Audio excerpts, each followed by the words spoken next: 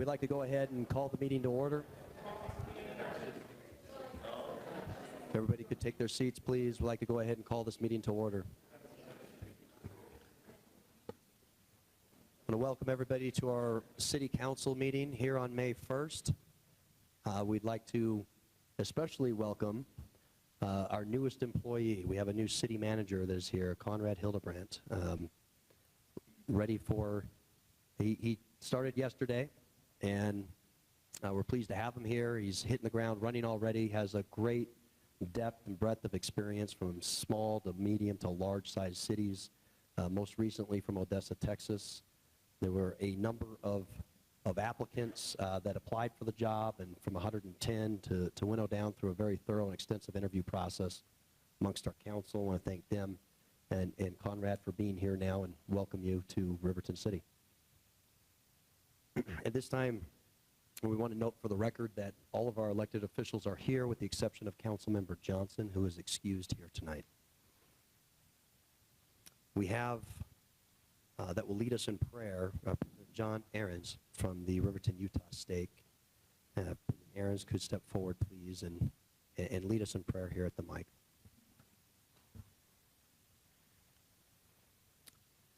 Our kind Heavenly Father, as we come before Thee at the beginning of this City Council meeting, we're grateful for the many blessings that we have. We're grateful to live in such a wonderful city, the city of Riverton. We're grateful for the opportunity that we have to be, that it affords us to be friends and neighbors and citizens of such a great city.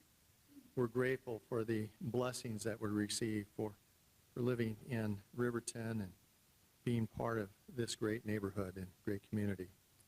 We ask that Thy Spirit might be with this council tonight, that as they meet and ponder the things and budgets and opportunities that avail throughout our city, that they might do so with Thy Spirit, with common sense, with honor and dignity.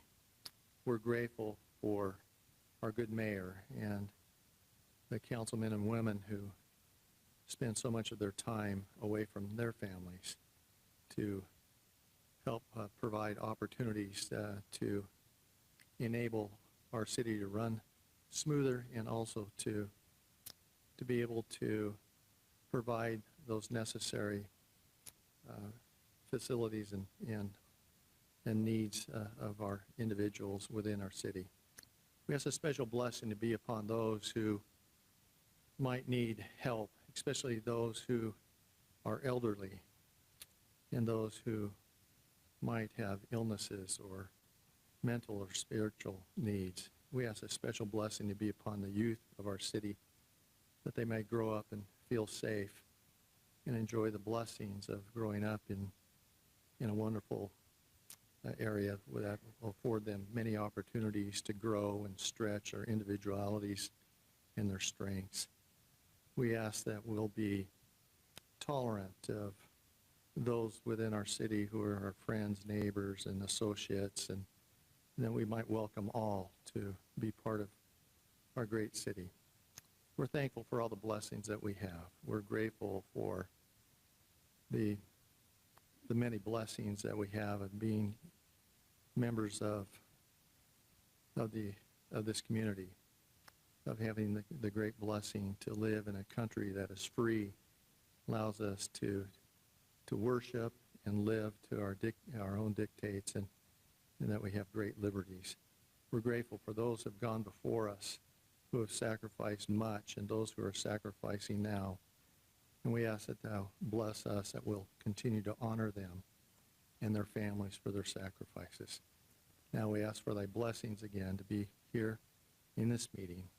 We're grateful for the opportunity that we have to be represented by these great individuals who are not only our councilmen and women and our mayor, but also those who work so closely within the city, and ask Thee to bless their families and bless them for the time that they spend. And we pray for this in the name of Thy Son, Jesus Christ. Amen. Amen. Thank you, President Ahrens, for that invocation. We'd like to invite Becky Tueller to the podium here to lead us in the Pledge of Allegiance, and Becky is with the Riverton High School ALS Club. Okay.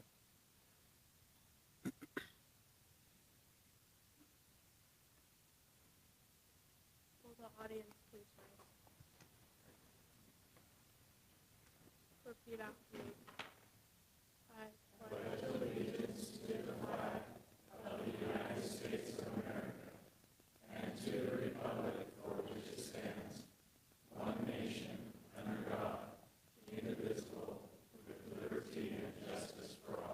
Please be seated.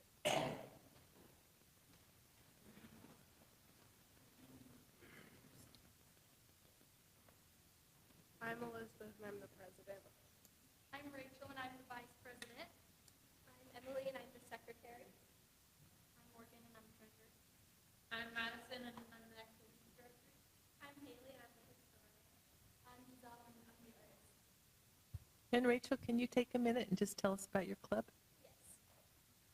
So we're the Riverton High School ASL Club, and we hold monthly socials for the club members, and at all of our activities, we're completely voice off, kind of take a step into the deaf community, and that's kind of our goal, is to teach others and love the deaf community and kind of be the bridge between the deaf community and the hearing world. Great. Thank you very much for leading us in the pledge, and thank you very much for being part of our community and that the work that the ASL group does. We'd like to recognize any Boy Scouts that we have in the audience. Are there any Boy Scouts that are here? If so, could you please just stand up, come to the microphone and introduce yourself and what troop you're with, if you're here trying to earn a particular merit badge. Yeah. So my name's Robbie. I'm from Troop 1352. Working on our communications merit badge, and the requirement is to do come to a city council meeting. So here we are. Great. Thank you, Rodney. I'm Luke and I'm with 1352. And I'm working on the same merit badge, so. I'm Brandon, and yeah, I'm with these guys. Doing the same thing. Okay. Thanks, Luke and Braden. Appreciate you being here. If there's anything we can do to help the scouting organization, please let us know. We have a few presentations tonight on the agenda. First up is our UFA chief, Dan Peterson. Asked if he could come here and actually discuss some of the response times that UFA, now that Station 120 there on 2700 West, has been somewhat repurposed for, it's been close to a year now. They have some good data that they've been able to acquire or accumulate, and I wanted them to share that with the council. So, Chief Peterson. Thank you for giving us a chance to come tonight. I've got two people. Chief White's your liaison and does a great job here representing Riverton. To speak to that, Tolson Schultzke is a strategic data manager with us. We've worked real hard on getting accurate data. It's been kind of a challenge over the years, and we've been able to get a lot of that refined. You should have a memo in front of you from myself and from Tolson that reflects the information that we're going to talk about tonight. Do you have a copy of that? I'm not sure if we do. I don't see one. But if it's information that's going to be displayed on the monitors, Okay, we don't have the, it's a memo that was supported for the okay. agenda packet, but we can get some printed out for that to make that fit. So in this memo that I'll make sure you get a copy of right away, look at we increased the staffing at the stations from 3 to 4, and then we used Station 120 because the overlap fit in there, if you remember all that details. You now have the 2 4-person crews, the 2 ambulances, and then all of the south end now has the 4-person crew piece. So we mentioned that we wanted to analyze the response times, the impact of that, and what that service meant through that particular process. And what we found is that over this year, really it's the first 6 months is where we drilled in, and then we've sat down and talked with the mayor and with Councilman Stewart about what that means. We basically are seeing at the 90th percentile about 24 seconds of increased response time because of only having 2 units instead of 3.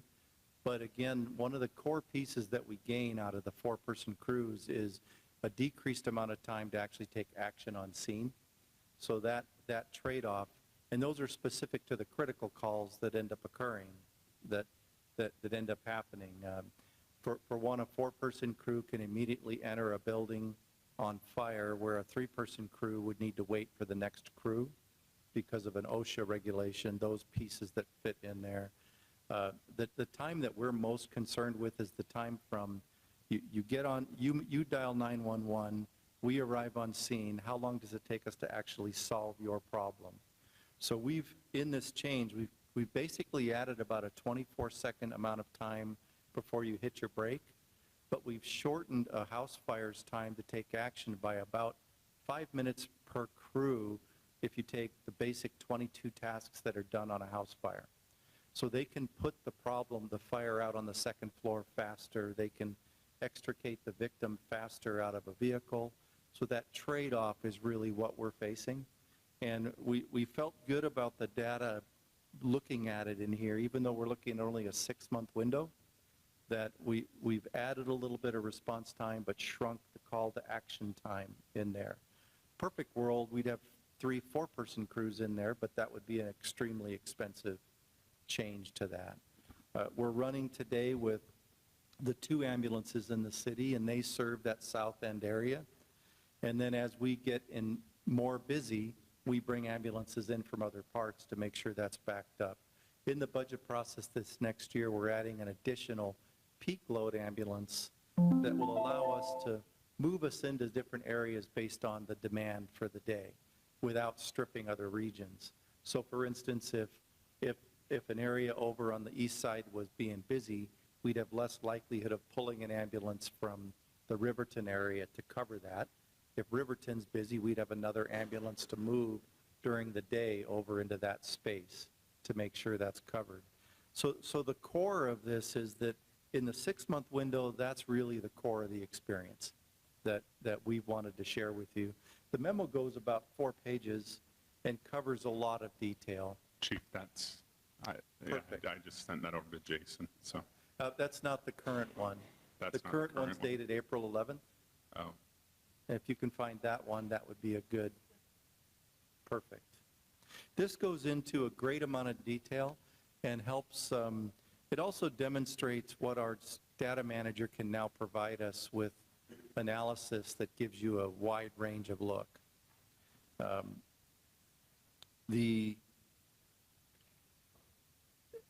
I'll kind of leave it at that for now and just say if you had any basic questions, but that's the global view of the impact. You can drill into every station in this memo. You can drill into each of the regions, Riverton City as a whole. Page 2 talks about which stations are actually responding into the city. So as you get busier, you see that you get stations from outside of Riverton that are coming in to cover those zones and how often they came in over those times. And then the detail about the 4-person impact talks about that on those pages 3 and 4. Any questions or concerns or things you want us to continue to look at, research? We will continue to give data. You're going to get much better data reports as we move down this path of better data, but anything today you would like us to address? And before I open it up, I guess just by way of clarification here, these incidents that you've measured response time on are Code 3 incidents. Correct. And for me, who knew nothing about what that meant, you Yeah. educated me that that's an incident wherein you need to have the sirens on and you're going. So those are the types of Where those- time makes a difference. yes. So there's a number of calls where time does not make a difference, where it would be nice to get there faster, it would help, but it doesn't affect the outcome. But some of those real key ones, house fires, vehicle fires, cardiac arrests, strokes, are all critical time-sensitive events. But a cut finger, arriving 30 seconds, a minute, 2 minutes later does not change the outcome of the event, as an example. So we really only want to measure the ones that are going to make a difference. And Councilman Stewart's well aware, our system is really built on this design where we place our companies where they need to be to get them as close as possible, but it takes a team to solve our problems, so we try to put them into those places and get the stations built in a good manner that allows us to get to the scene quick. But it adds in not just the drive time, but the time to process the call in the dispatch center, the time to get on the engine and respond effectively, the time to drive to the scene, and then the time to take action on scene is that continuum that you're going to see more dialogue about this year as we put this type of data into a regular standards of coverage document that'll help people understand where the problems are and how they're being solved. And that type of data has a client portal, what I understood, that you're going to be making available to council members that we... Something we're really excited about is this data port that we're going to have. It's really almost online, and it's done by a system that we were a grant on through basically the Western Fire Chiefs Association and the Department of Commerce that gives us access to some GIS data for people who aren't GIS geeks, right? And we're putting that in place right now. We're very close to having it online for us. And one of the portals we're going to create through our website and through your access is to allow you to analyze responses, response times, and look at the station, look at the city, types of calls, and let your community look at that also through the website. So you'll be able to come to our website and go to Riverton City and learn all about Riverton City, who the liaison is, who the inspectors are. Click on a link that takes you to a Riverton City GIS map that's very interactive through this data port. And you can look at response times, types of calls. You can look at a lot of different menu options to decide where that fits. That's really a strong interest of ours to make sure that the community knows what's happening, because it makes better input back to us on what's important to the community if we can make that two-way street go in there. It's a huge jump for data in our world where it's been challenging since I got here to figure out the right data. There's been a lot of data errors, a lot of cumbersomeness to it. This will clean that up significantly. So just to summarize briefly, 90%, the 90th percentile, 90% of all these Code 3 incidents were responded to with a 24-second differential Right. from what was analyzed the 6 months prior. The But- same period of time. But your analysis is because all the stations now in Riverton have 4 individuals in each of the vehicles, that the amount of time that there's a decrease of about 5 minutes, I think I heard you say, in being able to In perform collective. those tasks. So if there's 22 typical events that happen on a structure fire. There's a study that is done by NIST that identified that it takes about 5.1 minutes less to do a sequence of tasks on a house fire with a 4-person crew compared to a 3-person crew. I see. So that solves some. But there's individual pieces that, the ability to get a hose line to the second floor and put a fire out is immediately engaged by a 4-person crew, where a 3-person crew first has to wait for a 4th person or a next engine and doesn't have as much staff to get that line into that space. A major car accident, a 4-person crew can begin cutting off the roof and taking care of the patient with teams where they can't otherwise. It may not make a big difference on a very minor call, but sometimes the minor call time isn't an important issue either. So a 4-person crew, particularly if they're consistently 4-person and have a fairly consistent level of staffing, can do a lot better. If they jumble all over, that doesn't end up working. So we have minimum staffing that defines that. We don't brown out any stations like what used to happen. They're all right there. So all of that south end that Riverton Harriman has 4-person crews in all those stations. So as they come in, there's more capacity for the critical events. Thank you, Chief. Councilmember Stewart. Yeah, and also just to clarify, a lot of the preemptus to this for some of the new members was with the Draper leaving, we had to look at shifts. Prior to that, we were browning out 120 quite frequently anyhow. So this was to stabilize. We didn't lose any bodies in the city of Riverton, but it was a strategic shift of individuals to create this four-handed crew. So this was just kind of the follow-up report to say, what are those impacts? How has that shift adjusted? How has it impacted us? So. Right. Any other questions by Councilmember McKay? What does browning out mean? It means routinely you might not staff that engine, not consistently, but you might pick various days where we're not going to run that station today. So what used to happen was they wouldn't quite budget enough for the overtime necessary to maintain staffing. So then they would just say, we're going to close that station today, close that station today. We came with a proposal that said, let's take care of that. Let's use the right multiplier to make sure the staffing levels are good and staff overtime so that we can consistently deliver a product to the community. And so we no longer do those activities. And we, I think, had maybe a few hours drop below our minimum staffing of 114 a day throughout the region. Just a few times that happened, and it was not because of anything but an unexpected person getting sick and then trying to backfill that hole. Thank you, Chief. Any other questions of council? Chief, I don't know, maybe I'm going to, but maybe you could kind of mention just the peak staffing ambulance and kind of how that overflow, we've started with the 2 and we've actually added that 3rd with the budget that was approved today. I think that to help them, how that will shift into our zone now and help alleviate some of the concerns that are coming up. Yeah, so we were running with 10 ambulances per day that was full-time. We obviously, looking at our data, we know that at 2 in the afternoon, there's about 3 times the call volume than there is at 2 in the morning, right? We don't quite know when the house fires is going to occur, so we need a basic standing army of crews available wherever that hits. But we found in our data work that we could drop to 9 ambulances at night and 11 in the day, which gave us an additional resource during the day to manage the standard increased call volume.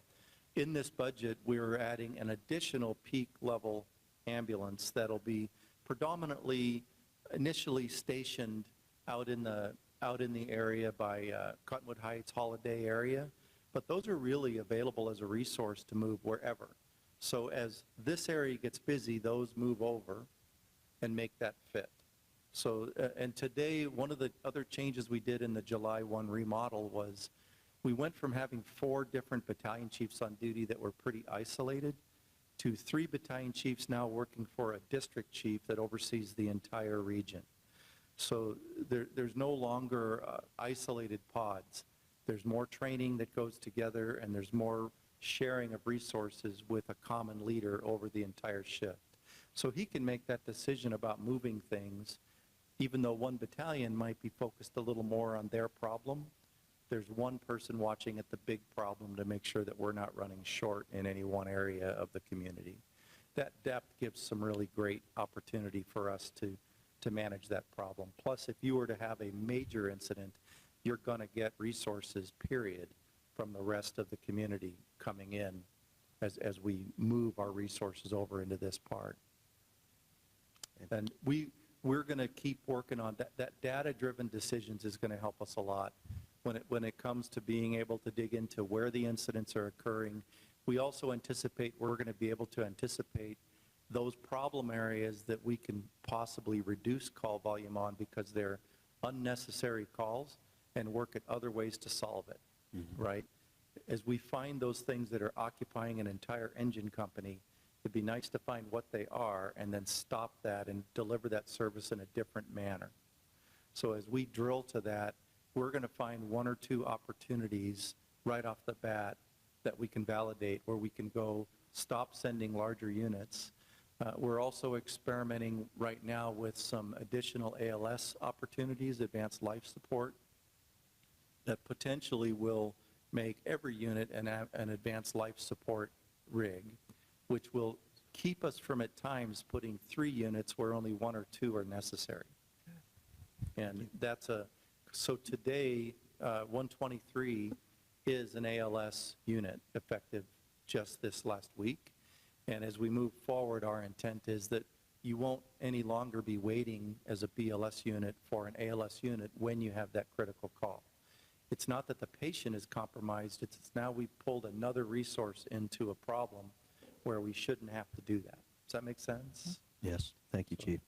Councilmember Broker, did you have a question? One question, the chief that the 3 battalion chiefs report to, does that position rotate? Do they each take a turn doing that? Or We're did doing you- that this year when we introduced it, just to give people a chance to understand the role. But we're actually testing, and we'll fill it with a single person per shift. So we had 8 of our battalion chiefs very interested in that role out of the 12. And in June, we do a formal test. We're bringing in chiefs from both coasts and some really good fire chiefs that are going to help us pick. They'll go through an interview and an assessment process, and we'll pick the best 3 to be the permanent district chiefs. So that's a district chief role that reports directly to the operations chief. And that person has only 4 fire stations that they oversee, and the other 3 battalions have 6 or 7 stations. But now we have a little more cohesive plan each day. This last year, the battalion chiefs have coordinated together more than ever before. They do a lot of conversations, they move back and forth, they make sure that any area that's got a weakness because of a stacking of calls gets resources. And it's already been helpful. And each of the players that have come in to do the role of district chief have learned a lot. But we don't want to keep rotating that because we'd rather have battalions be in their battalion longer term. That's just a temporary, I didn't want to pick somebody until they had a chance to experience the job. Well, thank you. Any other questions of council? Thank you again. Thank you. Thank very much. UFA. Appreciate your response, your being here. Anytime we've ever asked you, or I've asked you a question, you've responded immediately, and it's been very much appreciated. So thank you. My pleasure. Thank you very much. I'd like to at this time move to the Riverton Choice Awards for excellence in education, and then we'll move to the Safe Neighborhood Program. So we're honoring Southland Elementary today, and we have Councilmember McKay that's going to recognize these individuals.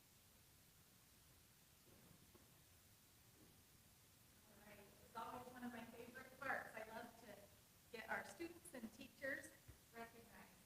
And so if you're here for this, Ellis Chase or Miss Eva Roberts Bailey, if you can come up, please. All right.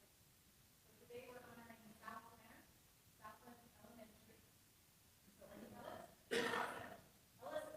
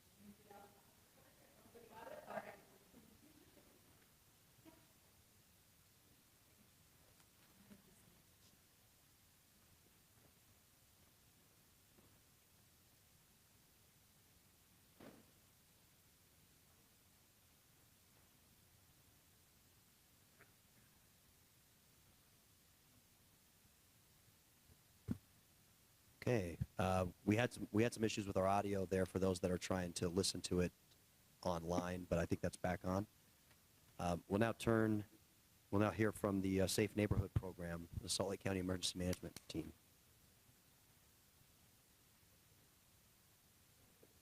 Hello, and thanks for having us here this evening. My name is Matt Burchett. I'm here with Salt Lake County Emergency Management, and we're here to introduce the Safe Neighborhoods Program. So this evening, we will show a short video that's kind of an ad for what the program is.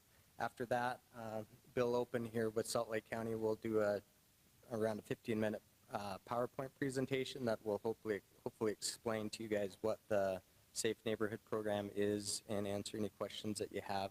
And then after that, we can answer any questions that you have. So we're very excited about this program. There's been a lot of very talented, very sharp individuals that have worked very hard to get this earthquake preparedness plan in the works. And hopefully after you see this PowerPoint, the whole system will make sense, and we'll answer any questions that you have. So we can start this video. The Safe Neighborhoods program was designed to be activated after a 7.0 earthquake in the Salt Lake Valley. There's sufficient strain on the Salt Lake segment of the Wasatch Fault to have this earthquake today. Earthquakes, unlike tornadoes or hurricanes where you may have days, weeks, or even as little as hours, earthquakes you don't know they're going to happen until they're actually happening. It's different than a hurricane. In a hurricane, you can see it coming. When we get this thing, it's out of the blue. Especially after an earthquake, you're probably not going to be able to contact anyone. Being self-reliant and self-sufficient and being able to take care of you and your family and having a plan already in place is probably one of the most high priority things that you can do. This is the exact thing that the Safe Neighborhoods program addresses. It teaches people what they need to do to be prepared for themselves and their family, where to go after an earthquake, and how they can become involved in their neighborhood to be actually part of the solution. The tagline for the Safe Neighborhoods program is grab your kit, walk to school. And essentially what that means is you take your 96-hour kit, not only you, but you, anyone else in your family, you grab your 96-hour kit and get to the school, because the elementary schools across Salt Lake Valley are going to be those hubs that are going to be used for reunification and people to get information on what to do. The first place people can go to get information on the Safe Neighborhoods program is obviously the website. It's www.safeutah.org. But to get an in-depth knowledge of what the program is, what it's about, why it was created, and how they can get involved, check with your local emergency operations manager to see when a Safe Neighborhoods orientation is going to be scheduled in your neighborhood or your area. Also, the Safe Neighborhoods website is where you can find out when and where trainings are going to be held, as well as additional information on things like your 96-hour kit, and there are going to be short video clips and things in addition to this one on things that people can do to prepare themselves, their family, and other information about the Safe Neighborhoods program. You count on yourself, be self-reliant, be self-sufficient, and be able to do that for at least a week. Well, hopefully that video gives you a little bit of a glimpse of what the program is. But Salt Lake County adopted this program last November. These kits are distributed at all public elementary schools.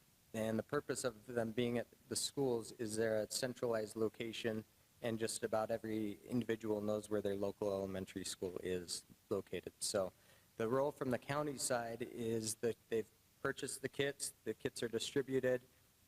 We've got a website that's up and running. There's 7 different information that's been translated into 7 different languages. So if you have community members that speak other languages, there's resources there as well. And then recently we've been doing a large advertising campaign trying to get the word out to members throughout Salt Lake County. So with that, there's been videos, radio ads, billboards, and information like that. So that the kits are ready. We've got an earthquake preparedness plan, and now the key is to try and get the word out to all of our citizens that are out and about. So we'll go ahead and let Bill run through this PowerPoint and explain in detail a little bit more about the kit. And then if you guys have any other questions afterwards, we'd be happy to answer those. Bill, as you're getting ready there, I'm wondering, this PowerPoint presentation, is that something that's available that you can send to the council? Yes, absolutely. Okay. All of this information that you see is available absolutely free of charge. The one thing that we did is we developed this program is we created the common element in all of it across the country is the Red Cross, which is the only thing that translates from Davis County to Utah County to Tooele County to Denver to Washington DC is the Red Cross. And so all of this is in one book. It's all easily transferred. It's all in PDF format. So we can send you any of this at any time. We're happy to come out and train anybody in the city, in the community that you would like. We've done it for church groups. We've done it for community groups. I came out and did in Harriman the amateur radio group because, as you might imagine, that is our tie. If all the telephone lines are down, that's how we communicate in an emergency situation. It's either ham radio or it's people with their legs running back and forth. So let's talk just a little bit about this, and then we can go over more of those details. Do you have any more questions before I start? Well, just in the interest of time, typically our presentation sections throughout the council meetings are around the 5 to 10 minute period. Okay. So I'll speed through it. If you can, give us a good description of this, and then we can set up another time. Perfect. For some of the staff training. You bet. Definitely, I've had council members already ask me for this presentation for sure, if you've got Awesome. We can do that. Absolutely. Makes a neat noise, but it doesn't. Should we skip the PowerPoint? We can do that. Would you guys prefer if we skip the PowerPoint and just showed you the kit and try and get you the... Yep. Yeah, we have 4 different versions of the PowerPoint. We have a lunch and learn, which is a short one. This is just an orientation. Then we have a full hour class that we can go completely through, give you the whole presentation. Okay, and the idea is, as Matt said, is to grab your kit. The basis of this presentation is for everybody to have your own 96-hour kits and be prepared at home. That really is the bottom line of this. You have your own presentation, your own kit at home, because when you get down to the elementary school, this kit is an organizational tool. That's all it is. There's nothing to eat unless you really are interested in lots of fiber. But other than that, it's just paper, organizational tools. There's an organizational chart in there so you can look at what do we need to do to set this up? How do we help our neighbors get this organized so that we're ready to go? So that we can help each other. We can search the neighborhoods. We can make sure they're safe. We can help set up the shelters to make sure they meet the needs of the people that are here. And we can find out what do we need to do for everybody coming in and going out. Okay? And the idea is, grab your kit, go to school. We at the EOC need to know where the worst hit areas are. And the only way we can do that is to set up an area in a school and everybody gathers, says, we're okay. And if your home's okay, you can go back home again. We don't need you to stay at the shelter. Okay? But we need to know where the worst hit areas are. As Matt's showing you, there's a big map. Matt, you might want to show these guys back here too. A big map of the neighborhood for each school. It shows all the blocks. Each block is numbered. Those numbers match the FEMA numbers. So when we translate this up to FEMA, they know exactly where we're at. So we can say, wow, we've got a big problem with this neighborhood, that neighborhood, and this neighborhood. That's where we need the biggest emergency. So you guys are actually in a good spot. I don't know if you knew that, but the southwest corner of the valley is actually the most stable part of the valley. So I live in Cottonwood Heights. I'll be coming out to visit, providing I get out of my house. So the green books, there are 3 green books in every kit. Each of those books contains a single neighborhood, each of those pages. So you'll hand that to your search folks in your neighborhood that you've designated. They go out, they search a neighborhood. They're looking at the house, they're looking at the people in the house, and they're assessing each neighborhood. They come back, you immediately know each house, what the status is. Do they need help? Do we need first aid? Do we need rescue operations for those houses? You want me to hand those up? Do you want Matt to hand those up and you can look at them? Bill, could I interrupt just for Of one course, moment, of please? course. I just wanted to make it very clear to the council, this does not replace our neighborhood block captains. and So we have the block captain program. Correct. But countywide, the demographics are very different. Correct. So it doesn't work the same way in Salt Lake as it does out here in Riverton, Bluffdale, That's and correct. Harriman. So this program dovetails with our block captain program. It So I works just with wanted to CERT. answer that. It works with CERT also. Thank you. Correct. Thank you. It works with CERT. It works with your block captains. It works with the church program where they have ERVs in each chapel and each stake. It works. It dovetails perfectly with everything. The idea is to work with your neighbors, and you, in this particular school might have needs. So we have a liaison set up in each school. You can talk to other schools, other hubs. What do they have that we need? What do we have that they need? So it's really neighbors helping neighbors for the first week until we can start to get widespread help out and start to get resources in from Denver or from the north or from the south. Because, and this is, let me stress this is only for a catastrophic earthquake, only. This doesn't work in a flood. This doesn't work in a 2-foot snowstorm, only for a catastrophic earthquake. But every school in the valley, all 143 elementary schools have one of these now. We put all these out last year. Everybody has one. And at the entrance to every school, there's a placard on every door that says the just-in-time kit, and Matt will show you what they look like, is in room such and such. And you can see that when you walk up to the school. So you use your key or your rock key, you know, whatever it is you need to get into that. The state has built a risk management protective into the code so that those schools are covered under the state risk management. So if we actually have to break into the school to get the kid out, that is covered under the state. So we went through that. That was a big deal last year. So that's kind of the gist of it. You're welcome to look at this if you want, but I understand you have time constraints. So, questions? Go ahead, Matt. Sorry, that's as much depth as we can get into the kit, but there's a transportation plan, a ham radio plan, a family reunification plan. There's a lot of depth to this program and the kit, but at least at this point from the county's end, hopefully you guys have a better idea of what the program is, what the purpose is, and if you need further training, we can go ahead and set that up. There's anywhere from a 15-minute presentation on it all the way to an in-depth 2-hour-long presentation. So, Cheryl, do you know if Nick Ritchie, has he attended that training? Nick has not yet attended the training. He was Okay. hoping to be here tonight. He sent me an email about 15 minutes ago saying, sorry, I'm not able to make it. So I told him that we would get with him because he will be our representative out teaching this to our residents. Great. And that just for your, and maybe the audience's understanding, we, as a council, as a governing body, we recognized that this is an area that we wanted to put a little more attention to and focus.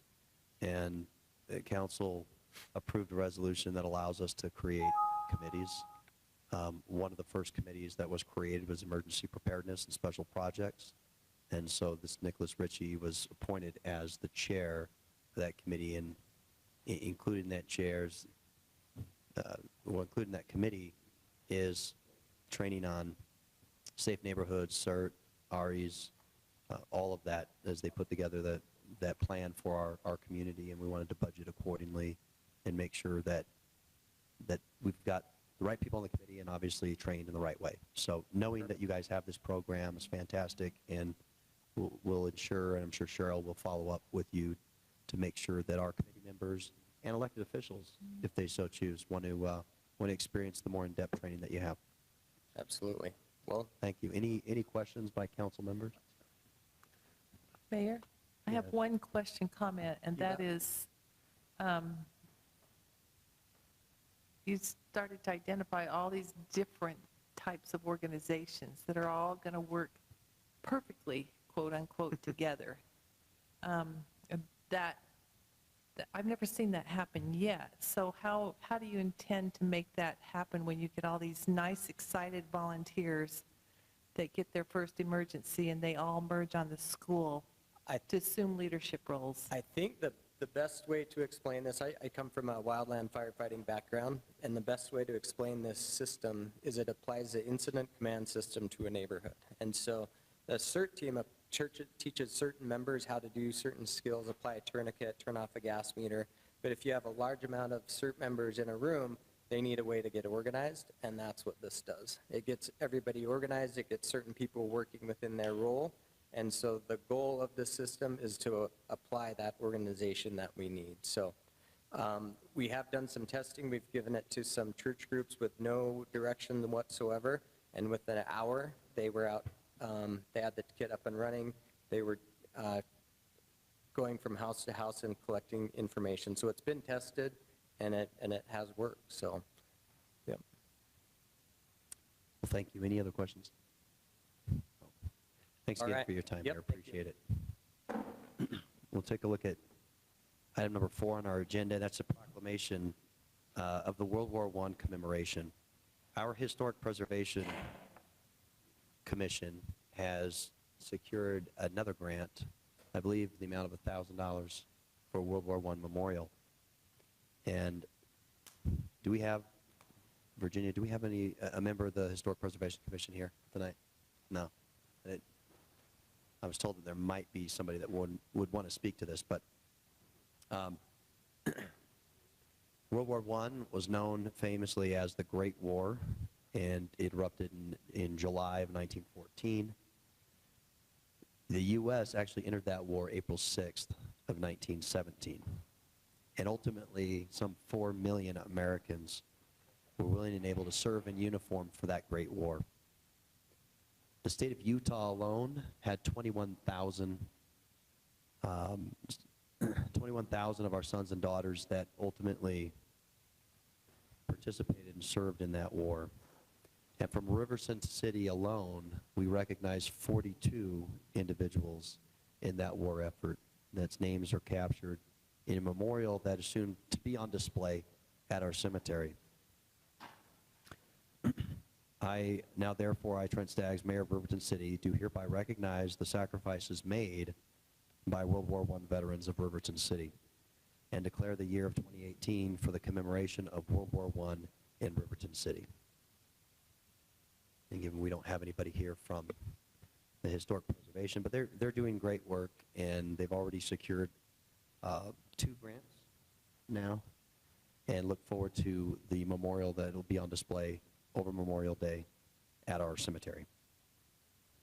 We're going to open it up now for public comment. We do have one scheduled public hearing tonight, so that's the public hearing is about a rezone of property from half acre to third acre. I would ask if you've got public comment on that, just wait until we open up the public hearing. But if there's anybody else in the audience, any member of the public that wants to come forward and discuss something to the council, you have approximately 3 minutes. Just please step up to the microphone and just give us your name. Don't need your address, just give us your name for the record, please. My name is Jake Barlocker. I'm here tonight. I have some letters of demand, is what my lawyer told me to call it. I'm really just asking for help. I've got a fencing dispute with my neighbor, the Broomhead Funeral Home, and I feel like it's been, I've given them time to try and do this. They've retained a lawyer against me, in which the letter said that they basically own both fences, and if I repair it, tear it down, do anything, then they're going to sue me. So I'm trying to get help with that, as well as I have a letter, if you guys, for each of you guys, what violations there are.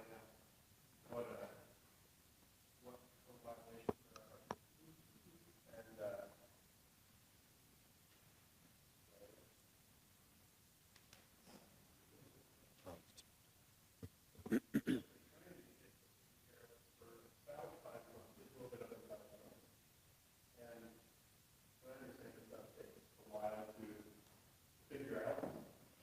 but I feel like I've given enough time. Right in the bottom middle of the page there's the code violations. My main complaints are, the first 2 bullet points there are that their fence is not up to code. It's a concrete fiberglass mix. That's not up to code. They don't have a conditional use permit. It's also a foam core, which is also specifically not allowed by Riverton City Code without conditional use. And then they're supposed to treat my side of the fence the same they do theirs, and they've stained theirs and not mine, and that I'm not too worried about. I'm hoping to get them up to code with the stone fence like everything's supposed to be. And then another big one was that section 18.155.110, the old one is like falling apart. It's leaning on a tree of mine. I'm worried about long-term damage to my tree, as well as it's just the danger. There's like nails sticking out of it for my kids, my dog, that kind of stuff. And my understanding was they were supposed to pull that out before they put the new one in, and now they're telling me I can't do anything. I can't even repair it. I don't think they're legal in saying that, but that's what they're telling me. So I'm just here to ask for some help. Well, thank you, Jake. Appreciate you bringing this to our attention. I'd maybe direct you to work with Jason Lethbridge, our planning director, or city attorney Ryan Carter. I'm I know that with the fencing ordinance, the foam core, we had actually revised that ordinance some time ago. That would be permitted, but if the planning commission has designated an 8-foot tall fence, that's not being done. And this issue with having 2 fences now where they didn't remove an old fence, that is something that, Yeah, so with the ordinances that were revised, both of those situations, as Mr. Barlocker indicated, can be at least applied for as a conditional use permit. The other property owner involved here has submitted that application. Both of those items will be going before the Planning Commission for review, and that's the fence within a fence and then the fence material itself. So that application has been made, and there have been some delays in part because we were in the process of revising the ordinance when this came up, and typically in those cases we don't as actively enforce something that may be subject to an ordinance amendment. So that application has been made, and that will be going before the Planning Commission, I believe, and I'm sorry that I don't have it in front of me. I believe it's being noticed up for the 10th, but I'll confirm that, and we'll get that. Mr. Barlocker will receive a notice, certainly, but I'll confirm that tomorrow. But these items will be addressed with the Planning Commission, and then based on the decision that they make as part of the conditional use permit, we'll move forward with enforcement. okay. Well, Jake, again, if there are items, there are numbers here that he's referenced, though, that are, I'm guessing if they're 4 months old, that predated our new mobile application. So these are from my public stuff submissions, and it'd be interesting to know if you could provide us, which is the status of those sometime later this week, to know how those have been addressed. And please, we'll share this letter, Jake, with Jason and have him get in touch with you. Okay.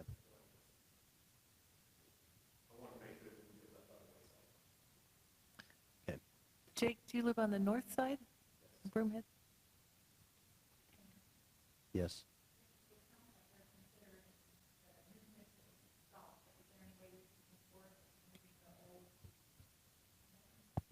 And that's the fence within a fence that you said they're, but I mean, that, as a condition of the site plan approval, I would have thought that, I don't know how that fence lies, and you could maybe educate on that, but. Yeah, and I don't know that I have the full information on that as well. So they're going to go through the steps that are available to them, which is to have the Planning Commission review that. There are some very strict criteria that the council established in the ordinance that need to be met for them to approve a fence within a fence, and by design, that is very difficult to. We have to have permanent weed measures, things of that nature. So if they're able to meet those conditions and do so in a safe way, in a way that is satisfying to the ordinance and to the Planning Commission, then we'll certainly do so. But are they contending that the old fence is on his property line, or within his property?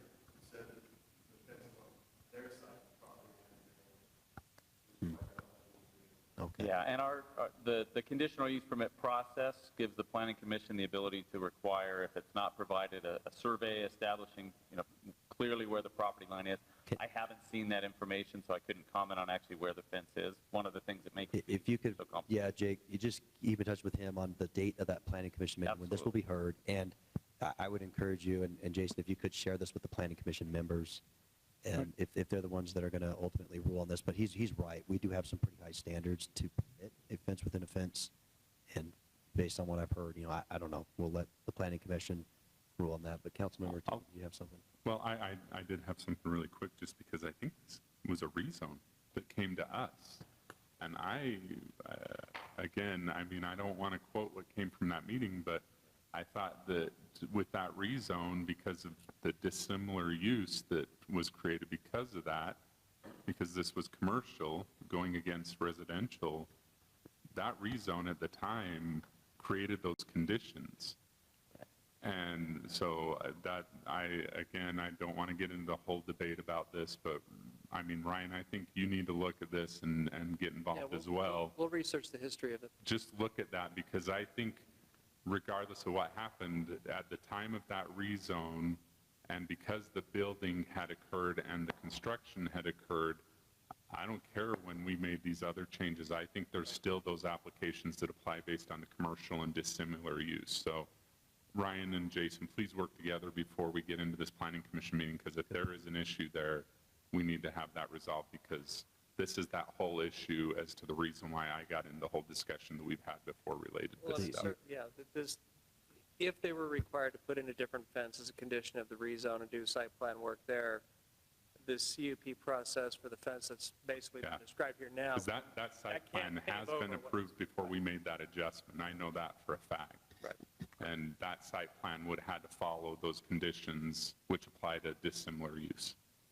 That's your memory, Sheldon, is that it was basically an SD, a special designation? Well, it wasn't an SD, but it was a rezone because it was 2 residential lots. It was the old Shipley lot, I think it was, or I can't remember who it was, that we converted over to commercial. We rezoned it commercial, and because of that dissimilar use, that's where we've got the issue with that reason why that requires that. So, and if there's a site plan that was built upon that at that time of rezone that we approved that site plan, then those conditions hold at the time of the site plan approval. Thanks. Conrad, I guess we've given some direction to staff on this, and we'll work on that over the next week. Thanks, Jake. Any other member of the public that wants to make comment? Seeing none, we'll go ahead and close the public comment period, and we'll move to our item number 5 on the agenda, which is a public hearing for a proposed rezone of a property located at 12145 South, 2200 West, from RR22 to R3. Mr. Lethbridge. And just as a note, did we get an email on this? Because it's not in the Granicus. No. I believe that Virginia shared some information, but that was just a map of the area, right? If you were looking for an issue paper, if one's not in the electronic packet, perhaps not. It's not, there's no link. No. If you've got a physical copy, we could print that for the group. Thank you. But Jason, we'll go ahead and turn it over to you for a description of this this action item. Okay. Thank you, Mayor. And I'll try to, and I didn't realize you didn't have a packet there. I'll be a little more detailed in explaining the situation. So again, as you mentioned, this is at 12145 South, 2200 West. So this is Redwood Road here, 118th along the top, 126th on the bottom, and 27th. So almost directly between Redwood and 27th, and 126th and 118th South, as you can see outlined there.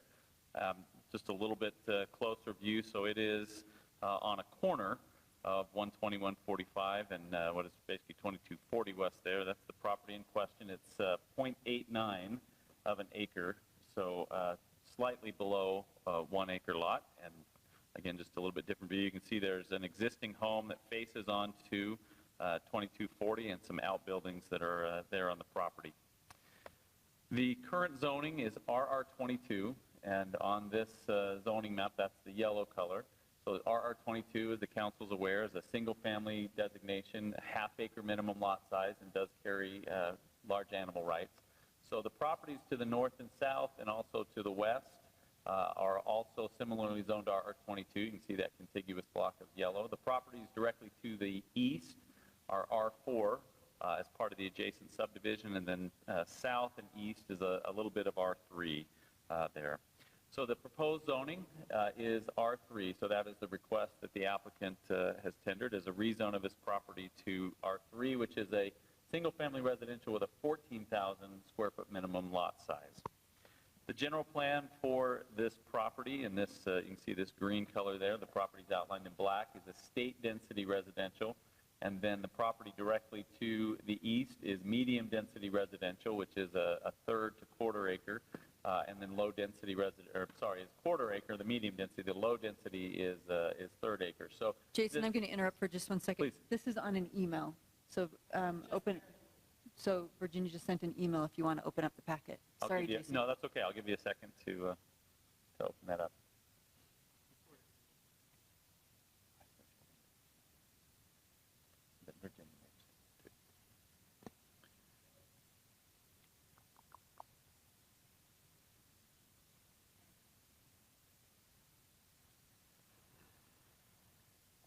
So in our general plan, you can see this sits, well, both in the zoning and the general plan, sits in an area kind of some boundary lines between existing designations and zoning. So going back to the zoning, you can see this line, and it extends quite a bit to the north and south, which is the line between the existing R4 and R22, and that holds for the general plan as well. The Planning Commission, in their review of this application, did recommend approval of the proposed rezone from RR22 to R3, and recognizing that you just barely got this in your email, minutes from that meeting are included in your packet. You can see there on the screen. I believe there was one commissioner that voted in opposition. So again, the Planning Commission did recommend approval of the proposed rezone from RR22 to R3.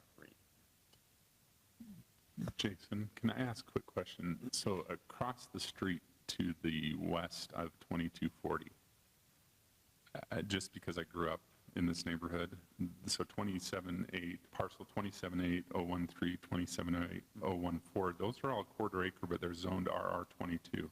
Yeah. So what's the history on that? Because I swear that entire street running down towards the south, I want to, from my recollection, all those are like quarter or third acre units, but they're zoned RR22.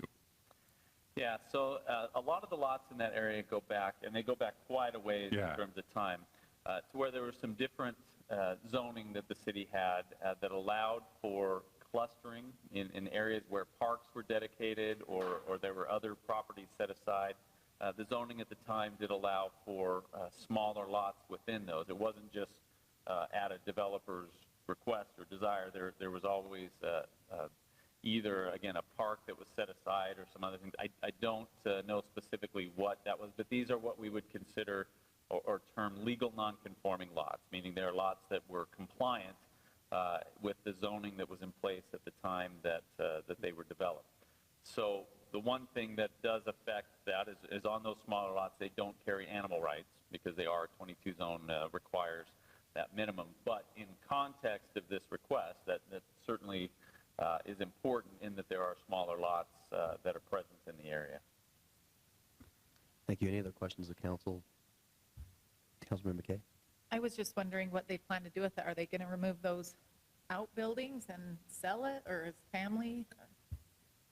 The applicant is here tonight and could probably address that. Certainly, this rezone and rezones in general precede a subdivision request, so it would be to further subdivide the property, but the applicant could give a little more detail on that. Do you happen to know why Commissioner Rushton said no? I don't. I'm just looking at that myself. There's no record on there. There were 1, 2, 3, 4 members of the public who generally discussed it. Yeah, I did see those, but I just didn't see anything with regard to the No commission. comment from Commissioner Rushton. I did attend that meeting, and my recollection is he didn't give any reasoning behind that. That was just his vote. There was one family that did attend that spoke in opposition. Each member of that family spoke.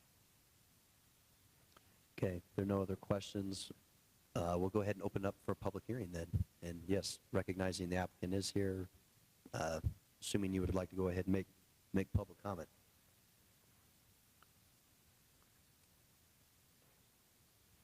My name is Blaine Page. I'm the applicant. And just to give you an idea here, we took this and placed on here exactly where those quarter acres were. And you're right, Councilman, there are approximately 8 lots that run this direction that are quarter acre. And there are a few, as you come off 126 South, that are smaller as well. And it's interesting because you mentioned parks. Way back when, in fact, this section here was supposed to be a park. And then they the city decided to subdivide it and then put this connecting road in. So at one time, that was set up to be a park in this area. And so what our plans are is to divide this. And like was mentioned, this is just a little under an acre. So we're overzoned right now in being an acre. So we want to split the lot here in the back We're still going to maintain an acre here in the existing home with the buildings that are there, half acre. Thank you. And then we're planning to build a home back here on this 1/3 acre, which would be facing to the north. And right now, as you can see on this street, this 12145 South, there are, right to the side of us, over in the Brookwood subdivision, they're all 1/4 acres as well. So there's really a nice mix now, if you would, of 1/4 acres in with half acres.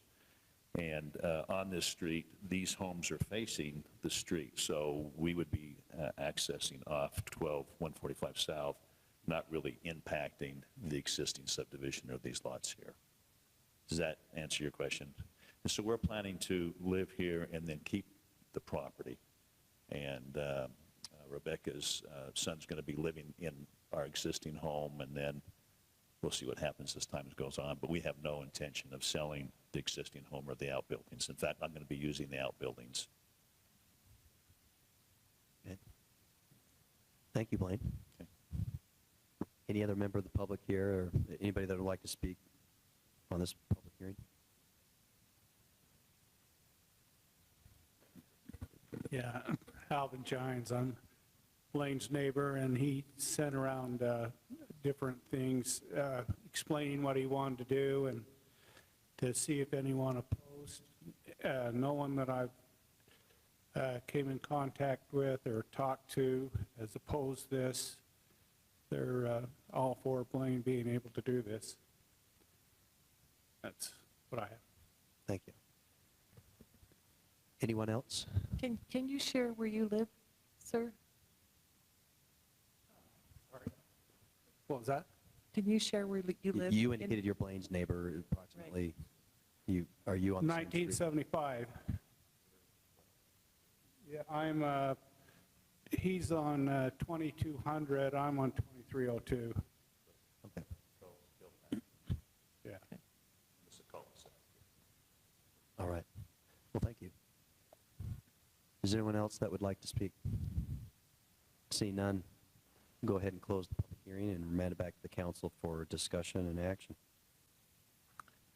Mayor, as a point of discussion, I just wanted the council to know that I have been out to visit this site several times, and I think actually it will be very pleasing to have this home facing on the north, because it makes kind of for a very long, it's all fenced in, and to have the home facing, the other homes that are facing that direction actually will be much more welcoming than the look it has now. So I think it will actually be an addition to the entire neighborhood.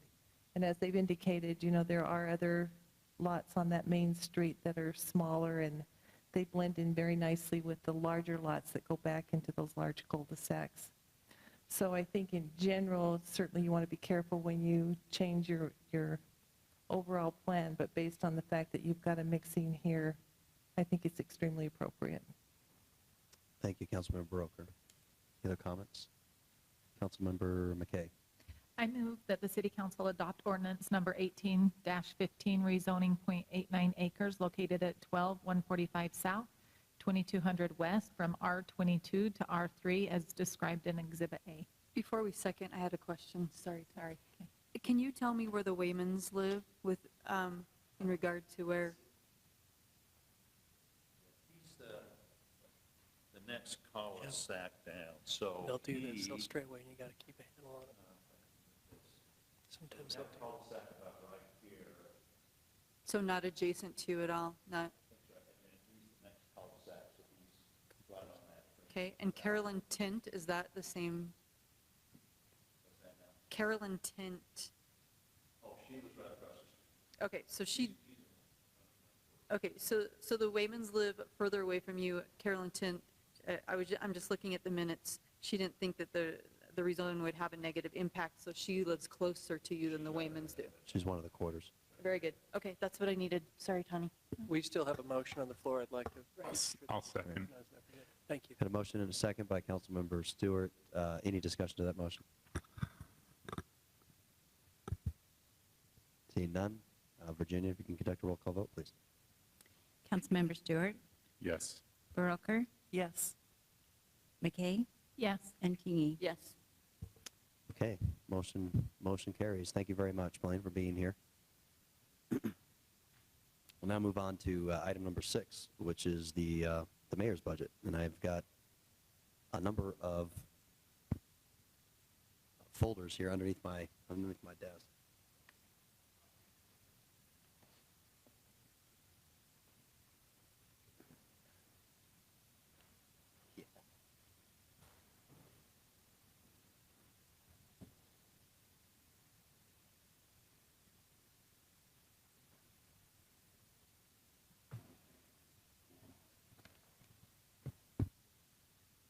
I know many of you would prefer an electronic version, but we've printed them nonetheless.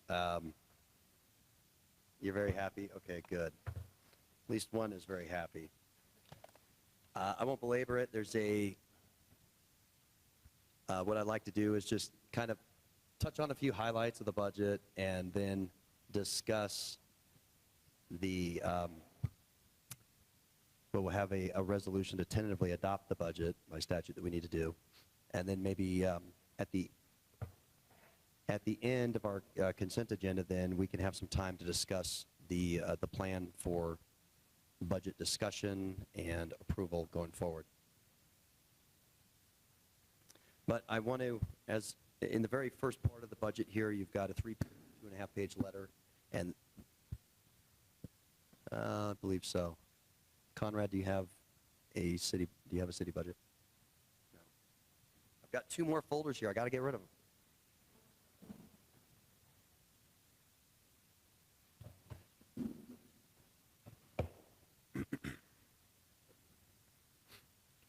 But there was a great, as I state here, there's a great amount of consultation with city staff and a lot of careful consideration that went into this.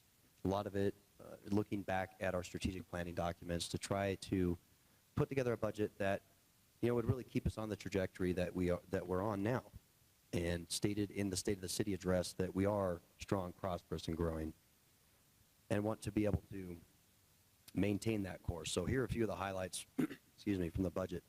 If you take out the incoming and outgoing transfers and just look at how much those expenditures are, the revenues needed for that, you're about $33 million.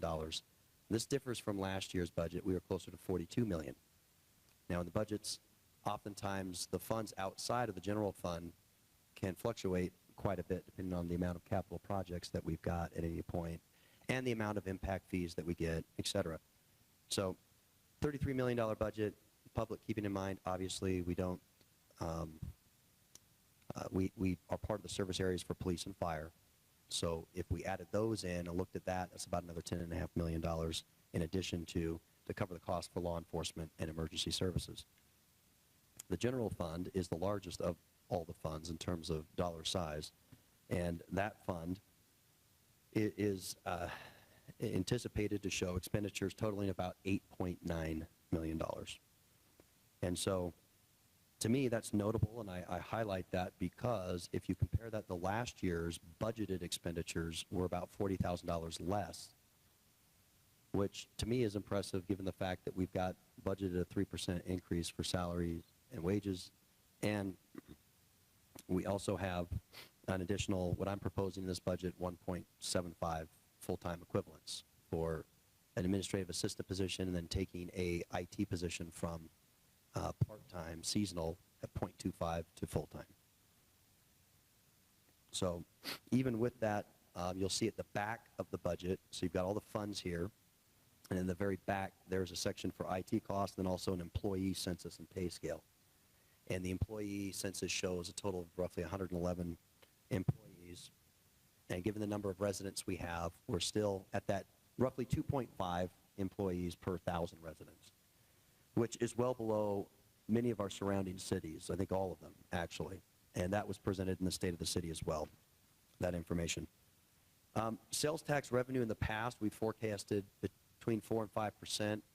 Lisa and I discussed this. I was comfortable with a 6% forecast, particularly in light of the Center Cal, the Mountain View Village development that is going to be opening in this fiscal year, and felt like a 6% year-over-year increase was appropriate, especially seeing where we're landing this fiscal year with sales tax revenue approaching nearly $7 million.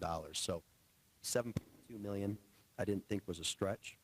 And, you know, it's pretty amazing. The last 10 years, we've increased our sales tax revenue over 61% in 10 years.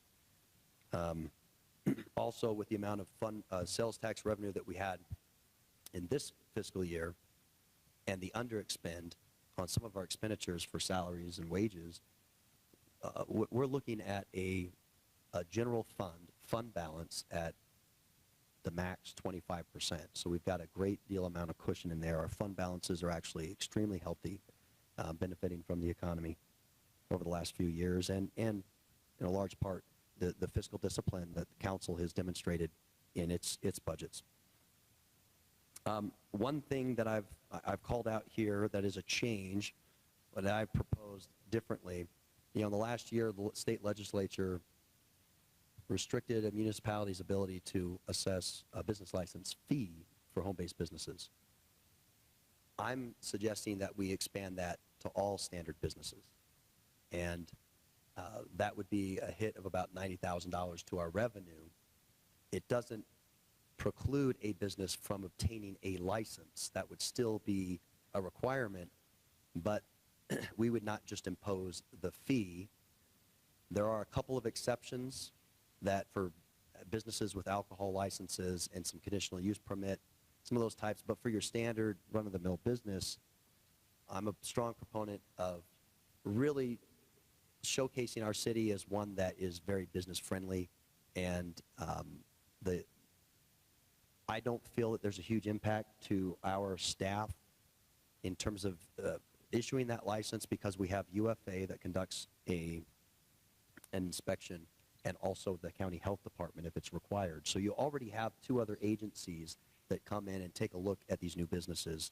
And so for that reason, just philosophically, I'd like to be able to expand that no business license to all standard businesses. Top of page 2. Was that business license just in the first year of operating, or is that a continual? It's a continual. So in the fee schedule, you'll see that for a standard business license, there's the requirement to have it, but not to have any fee imposed. The top of page 2, this is really where the big change is with the fee. As many of you know, I mean, the council understands this, the public maybe a little less so, but in fiscal year 12, the council at the time made a decision to annex to the countywide law enforcement service area in an effort to try to make that revenue neutral for the average household. Street lighting was removed, garbage was taken down to $1 a tote. Over the last several years, council, the governing body, we've struggled with how to account for the ever-increasing costs in sanitation, and to try to bring that fund, that enterprise fund, more in line or in balance. Because the amount that's having to be transferred from REDIF, in the next couple of years, there's going to be substantially more pressure on Fund 73, on REDIF, as our entire debt service approaches $2.5 million. Our franchise tax, which is the sole revenue source for REDIF, is $2.5 million. So how would we be able to continue sending these balances over, these subsidies, to the garbage to pay for our sanitation? And so what I've proposed here, after, again, a lot of consultation with staff, and there was even a consultant, an outside consultant agency, Zions, that took a look at this, and we were able to uncover that there are a number of impact fees, secondary impact fees, that we could use to apply towards debt service through 2023 that we have not done. Put a number to it, it was $15 million. We've done about 3 thus far. So what I'm proposing is that we spend at least $1 million in secondary impact fees funds to go towards the $1.7 million in debt service for the secondary water bonds, for the water revenue bonds over the next 3 years. We've got $1.7 million, and then the last 2 years before that debt is entirely extinguished, it goes to $500,000. So trying to be somewhere there in the middle, we went at $1 million. I feel like that's a reasonable figure that we can sustain over the next few years. out of secondary impact funds with the balance that we have now and with the anticipated impact fees in the next few years. So we take that, and that would allow us to reduce the secondary water fees by essentially $5 a household. That $5 per household then will allow us to increase our sanitation fees on the first tote by $4 to bring it to $5 on the first tote. So for those that just have one single garbage can and a recycle, and that $5 then would encompass both the garbage and a recycle can. For those that have that, they would actually be ahead of the game $1 a month. For those, then I propose taking the fee on the second tote from $5 to $6. So even if you had an additional tote, it would be a push. The decrease on the secondary, given the increase on the sanitation, for people's utility bills, they come out seeing basically at no change.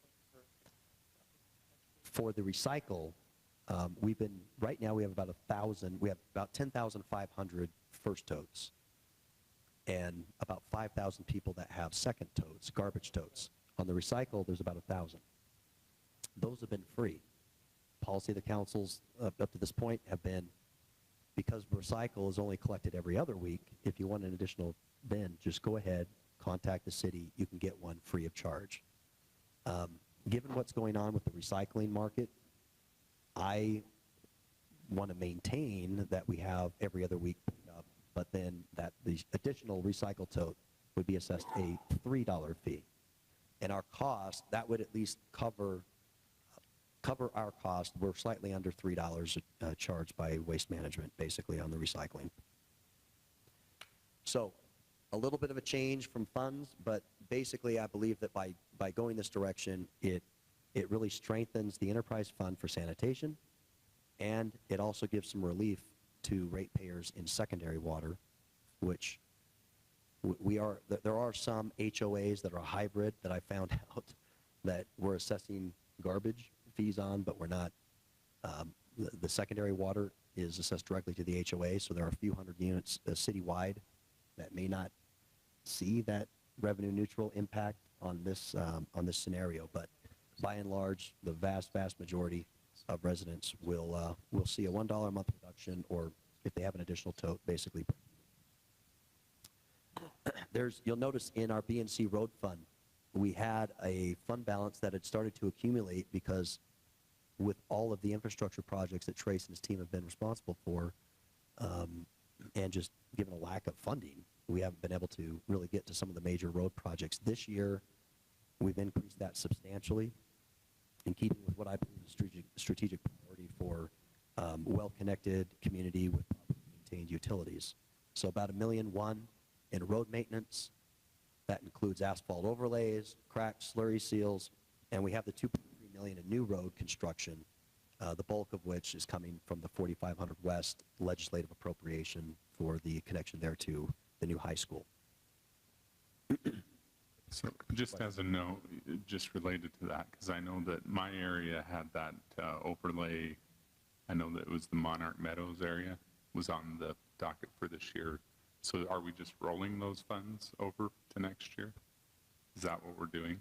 If unused, is this a legislative appropriation, the Monarch Meadows one? Yeah, so Monarch Meadows was in that list for last year, wasn't it? It's not, that's not part of the appropriations, that's part of the maintenance fund. Yeah, the maintenance And we're still, we came out of the winter in with a lot of problems with our streets. And so some of those are being shifted around, and we're just trying, right now what we're doing is in June, we're going to be bidding a project that will be built in August and early September, trying to get out of this wet season right now. And so end of this month, 1st of June is when we're going to be putting a project out, and we're still getting all those streets together. 4570 in your district is one that is falling apart, and we're going to overlay that one. And so, but the others we're still looking at. There is a list of streets in Fund 21 that Trace has broken down, the 650,000 in overlays, the 450,000 in crack slurry seals, and how they would be addressed, and the road rating. If maybe you could send that to the council, your analysis of all the roads, how they've been rated and where they're going to be basically take priority in the maintenance log. The next bullet there, I talk about, residents have asked a lot about, in years past, we've had these council-directed projects funds, and I've talked to a couple about this already, but in lieu of having those council-directed projects, what I'd like to try to see happen in this budget is to have the council propose what projects they want to see funded in their respective districts. And what I've tried to do, and you can see this through the general fund, Fund 10, and through Fund 45 in the Capital Improvements Fund, is allocate enough money across the districts for what I think these council-directed projects have been largely used for in the past, which is trees and trails, sidewalks, and for traffic calming. So you'll notice that there's over $200,000 allocated, $100,000 alone to sidewalks. Given where we were at with the general fund, I just decided $100,000 in sidewalks alone for, say, 13th West and some of these areas that have no sidewalks at about $8 a linear foot. We've got over 2.5 miles of sidewalk at $100,000. That's how far $100,000 would go. So as you get through this budget discussion, if it needs to be allocated elsewhere, that's a big chunk, though. For that, we have over $30,000 in tree replacements and maintenance, which is a couple hundred trees. I mean, that's substantially more than the $8,000 that's been budgeted in the past. And so with this anticipated sales tax revenue and where we are fund balance-wise, I'd like to be able to have enough money, appropriate enough money out there across the city to be able to maybe play catch up on some of these issues with sidewalks, with trees, and traffic calming. You'll see notes in Fund 21 and 45 along 2700 West for the schools and some other areas with the flashers, areas where I've heard there's a real need.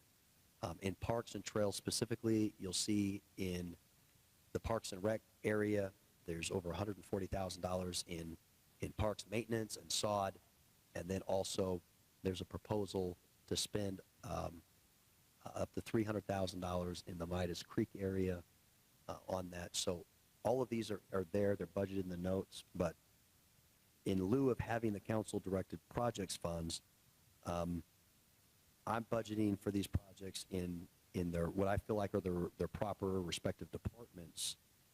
And that, I believe, will lead to better discussion amongst the council and the budget, but then also greater transparency and to follow a standard procurement process that I've talked with Conrad and with Ryan and with Lisa about, that there was some concern about that when councils just have a pot that they can go ahead and direct as they want. Are there any Mayor, I just have one comment about that, is that I would hope that we would all be willing to work together and know that we only have a fifth of this budget money for our districts, and not assume that just because there's 200,000 in there that one district can spend $150,000. So I think that just between the five of us understand that $40,000 is ours. Do you know what I'm saying? Does that make sense to you?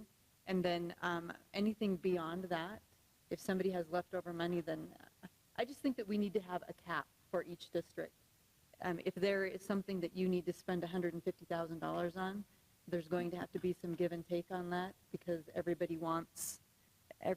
needs things done in their district, and just with the mindset of saying, hey, my cap for District 2 is $40,000. If we could do that, I think that would be helpful. The council can do anything that they want to do. And if you want to set that type of policy in place, I did, to not just throw a figure out there, we do have some contemplated projects with each, that matches up with this money. But Councilman Broke. And I only say that because that's the very reason why we went to these district monies, is because certain areas were spending a lot more and getting a lot more attention. And so by giving us individual amounts of money, we could focus on what our district needed. And although I don't disagree with one pot of money, I don't. I think that for procurement reasons and things like that, it's the right thing to do.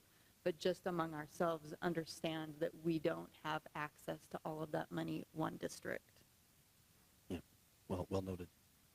Councilman Broker, did you have a comment? I think I'll reserve my comment for more of our work meetings, just to follow up on that. Got it. The next bullet there, I talk about, and we've had some discussions around this, but just, I feel the timing is right, given the projected revenues, again, with sales tax, where we're at with fund balance-wise, and the timing of the Redwood Road widening, that we take a look at the betterment of City Hall, and also what will spill into next fiscal year, the betterment of the cemetery on the acreage that was just purchased.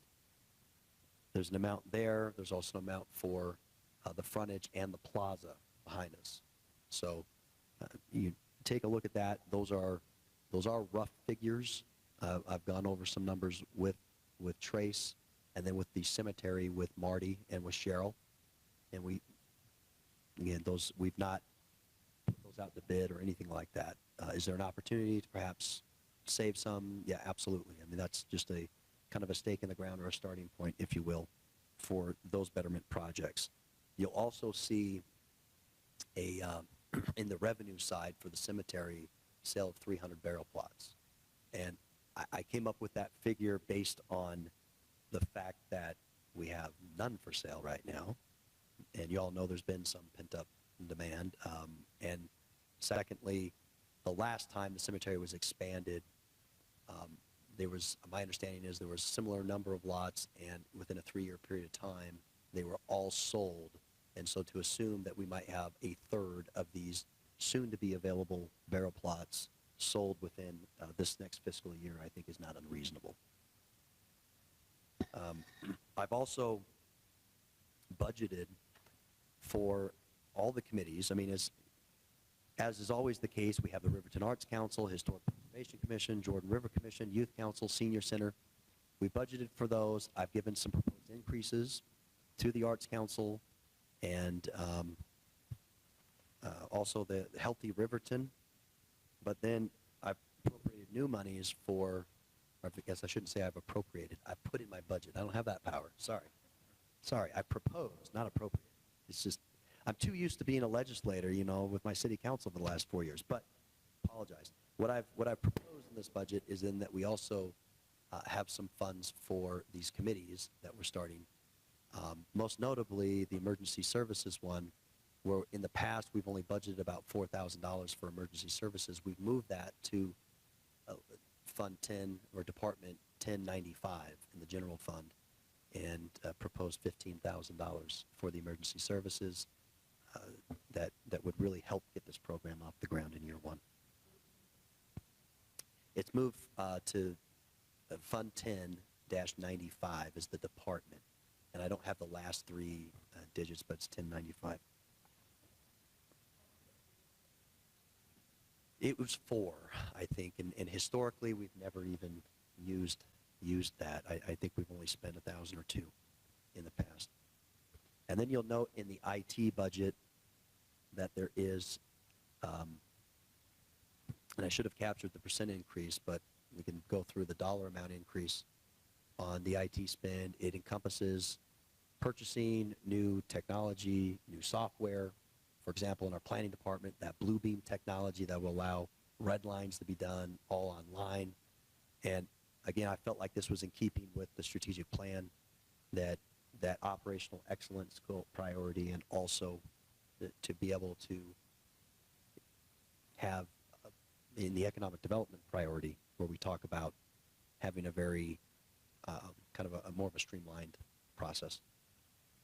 So again, I want to thank the council for all of your work in the strategic planning process that helped guide this budget, and want to thank senior staff, particularly our finance department. I wrote here for their untiring commitment to not just compiling the budgetary numbers, but also responding to a myriad of requests. So I had a ton of requests, as well as department heads had a bunch of requests, and the finance department, Lisa particularly, was here extremely late.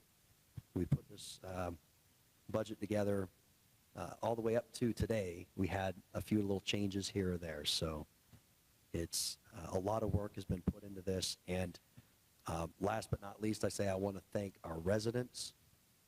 Don't take it all for granted. Your your participation, your contributions, the payment that we all pay for the services, the essential city services that are rendered by our incredible staff.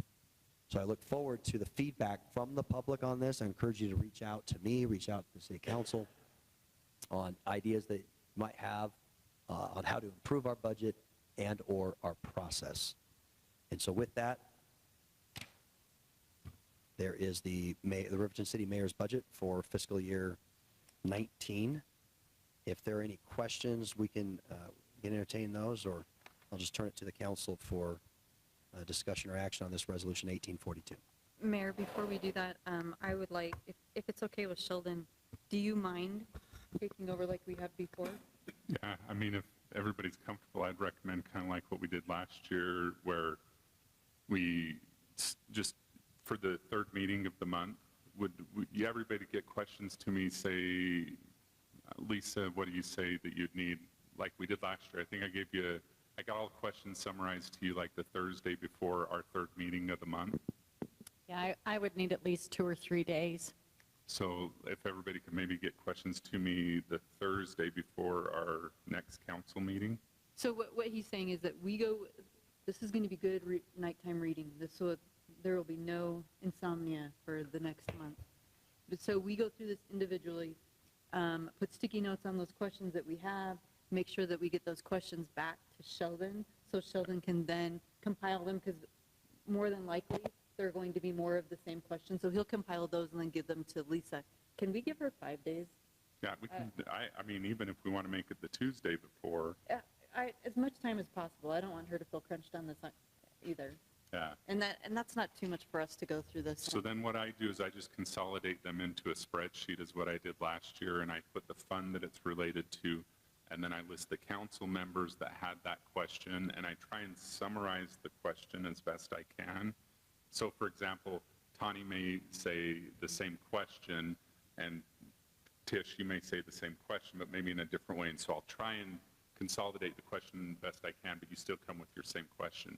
And then what happens is that Lisa comes prepared to answer the question based the way I formulate it.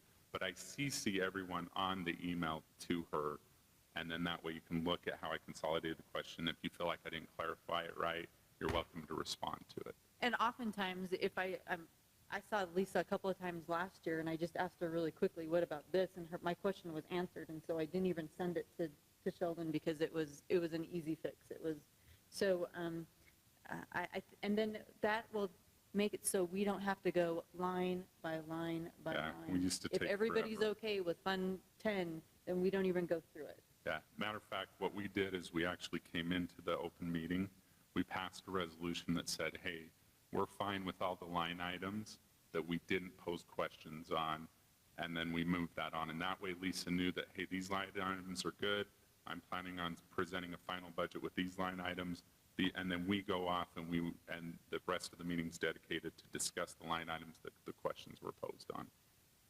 So are we good with that then? Is that okay with all of you?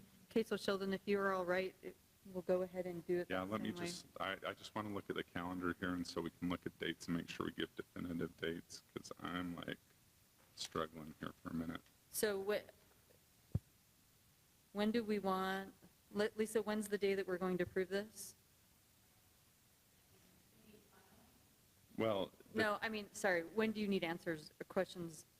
Well, I think one thing that the mayor had mentioned earlier is that part of this discussion, you'd have to set your calendar items for when you want to meet, because there may be some dates that, like, he's out of town or Conrad's out of town and others. So if we could identify, is that okay to suggest that? If we can look and narrow down those dates right now, then we can certainly move to that point, Councilmember Tangy.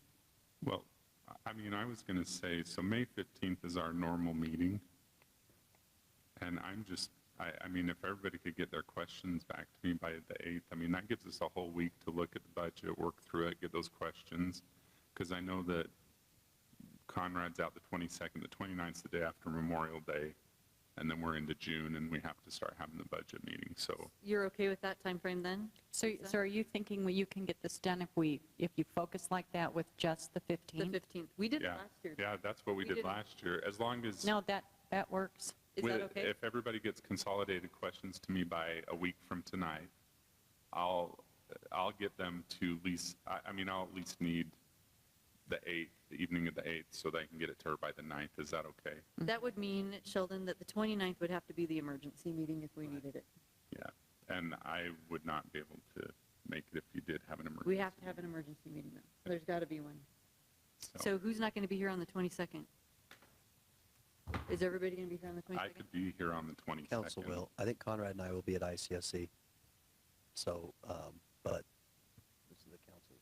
Yeah. Do you want to do the Budget. emergency meeting the 22nd? then? 22nd. Okay, let's do emergency meeting the 22nd in case something, Yeah. and then when you come back, who knows what we've done? Yeah.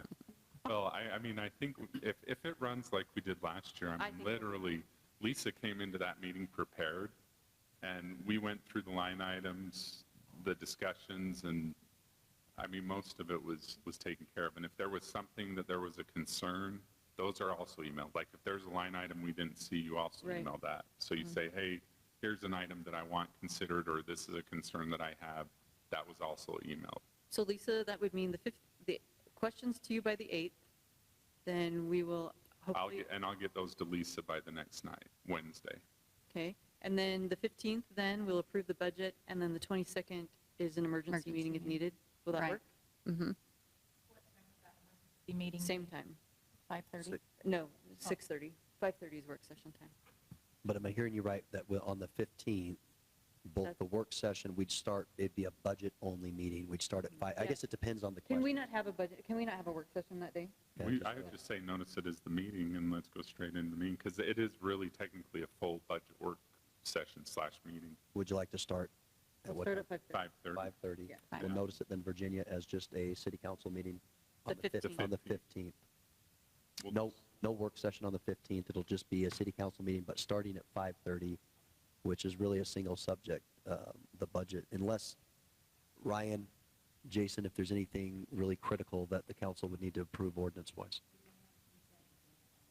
Consent agenda's fine. Okay. That's easy to do. Which we could just put that at the beginning. Yeah. So run the consent agenda, which that's the thing is on the 15th, when we notice that, we would notice well, actually, it's a resolution, right? Didn't we just adopted a resolution, and we just have this resolution that says all the items that we didn't pose a question related to are cleared for the budget so that Lisa can actually start preparing the budget at that time. So that allows her to start preparing those items, because 75% of it, 75 to 85% of the line items, we're probably all going to agree on. Probably 95% of them we I would agree say on. more than that. Yeah. We didn't have, what did we have, what, page and a half Yeah. last year? Yeah, I pulled up the sheet last year, and I think we had one page of items where there was a line item we were questioning. Well, can I go ahead and make a motion? Yeah, please. Mayor, I'd like to make a Can motion. you, Oh, I'm sorry. go over this all one more time for me, or let me just explain what I think I've gotten? Okay. Which is that by the 8th, we should have reviewed the budget and submitted any questions that we have concerning line items. And then that will give Lisa a week to identify get the answers to those line items. And then when we meet again for our council meeting on the 15th, which would be at 5:30, the majority of the meeting would be responding to those line items and hopefully approving the majority of the budget, except where those questions are. No, those questions, so the budget, the whole entire budget that has no questions, right, we will approve right then. Right, that's So, and then we'll go in and Sheldon will take us through each one of those questions that we had, and we'll go line by line, and then we will approve the rest of the budget. And then, so then, does that mean there is no meeting on the 22nd? As long as we get through all the items. Oh, my goodness. It'll be agended for now as just an emergency meeting, and it's either questions or if there are changes, proposed changes on your end, that's what you want to call out, or areas that you might have questions to, or you say, well, I want to propose a change in the dollar amount to this one or that one. If there's a question on what it's used for, something like that, you could probably ask one of us, or even staff, but if it's, like Mayor was saying, if it's a proposed change, then that's the question. The reason you want to do it that quickly is because on the 22nd, the mayor and our city manager will not be here. And on the 29th, Sheldon will not be here. so Honestly, then the it reason why pushes we it do to it this fast is because there's no reason to go line by line by line by line. There's just no reason. We've done it 2 years like this. Is it 2 years? Well, last year was the first year where we emailed the questions questions? and did it in advance, and it worked smoothly. It really is a great strategy to go through the budget. Yeah. It is. And we do have a couple of dates statutorily that Lisa I know could tell you, but you have to have 2 public hearings and before you can adopt the budget, and the budget has to be, the council's budget, the final budget has to be adopted by June 21st or 22nd. And so that's why you try to get through everything so you can, tonight, the mayor's budget is being tentatively adopted, but then the council budget, which is the final budget, has to be out there to the public in enough time to notice 2 public hearings. And I think, Lisa, you had, We really are only required to have 1 public it's hearing. just 1? Okay. But we've always done 2. I would Far say back probably the last 7 years, but we used to have just 1. It's just the council decision how you want to handle Well, that. it doesn't, we could do it the first meeting in June. I mean, we don't necessarily, we can have. The reason why we wait for the second meeting of June is we have to wait for the certified tax rate packet, which is typically not out until about the middle of June. Yeah, so, I mean, I like this method because it allows us to digest, but also a lot of times we're able to consolidate the questions. And Lisa, this is my moment for Lisa a little bit. When we used to do it the old way, we'd go through, and then Lisa basically would kill herself for 3 straight days preparing the council budget. And so last year, I just had this epiphany. I'm like, if I can consolidate everything and then let her get prepared in advance, then Lisa's not killing herself to get the council budget prepped and together and presented and up on the website. And I don't know how that worked for you last year, but I think it went a lot easier on you. And more importantly, we're not asking her questions that she's like, I'm prepared. yeah, I'm prepared to answer. So, She comes in with her ammo, she has everything, and I feel more confident in the decisions we make out of that meeting.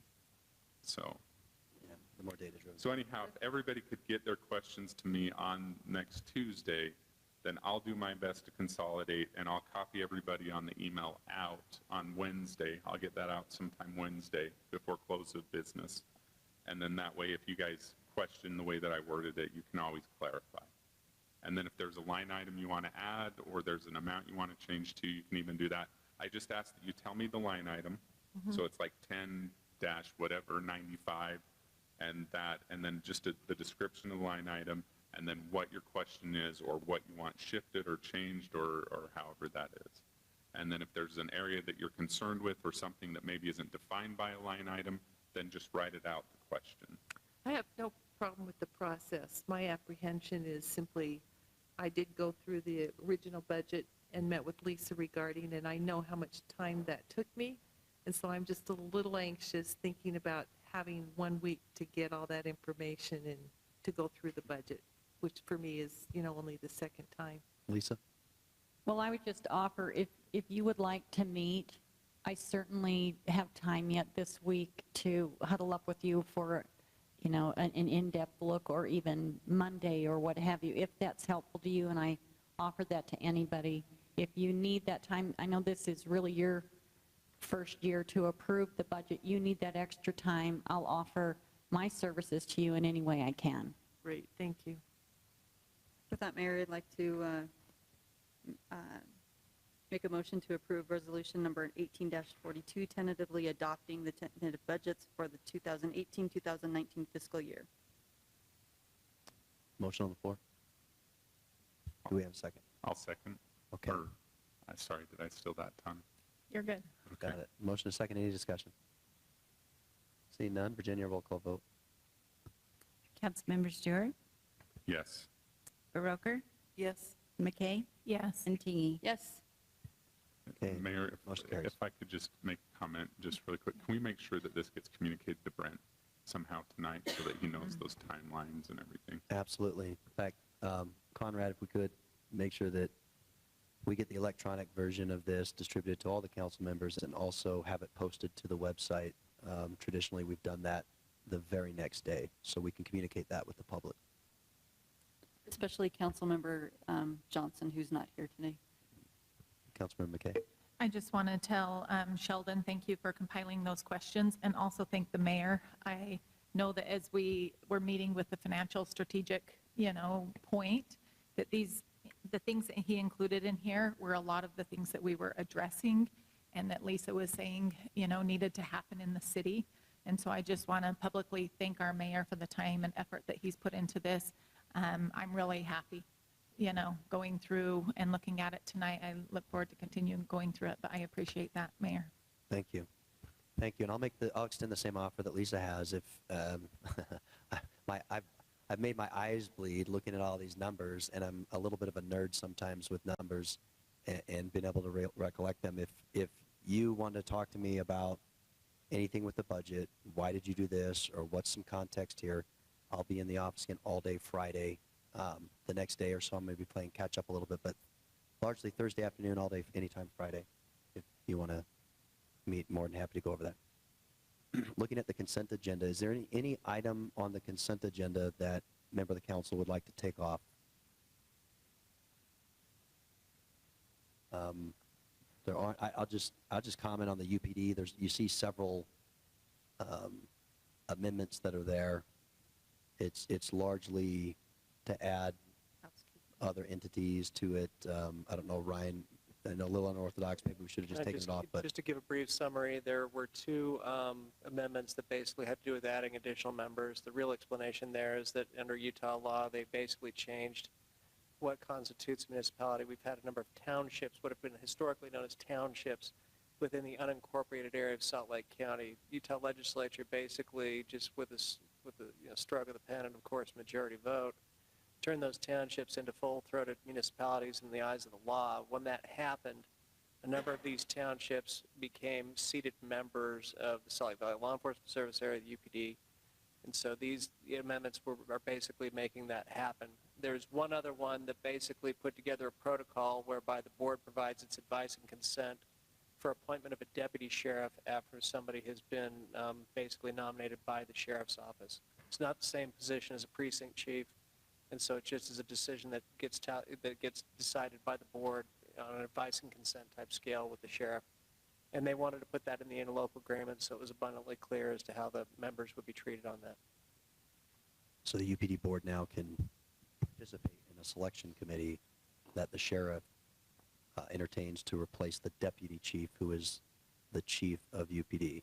The other ones, frankly, I voted against, but it doesn't really matter anyway at this point on incorporating the townships as a full voting member. Again, this is part of my frustration with the governance of the UPD board right now, where I represent close to 45,000 people, and you got somebody with 300 that's got an equal vote. It's just a real sense of frustration, but it was passed by the board. At this point, a member of the council wants to take it off and vote on it separately, or just put it, it really, I don't think materially affects anything, Ryan. Is that right?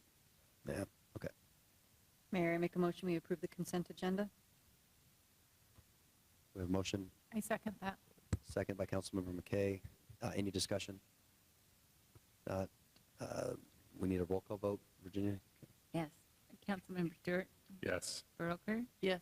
McKay? Yes. And Teague? Yes.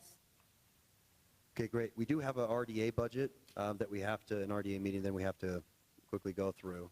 I don't know if there are any other items, Conrad, from staff, anything that needs to be presented that wasn't already in work session?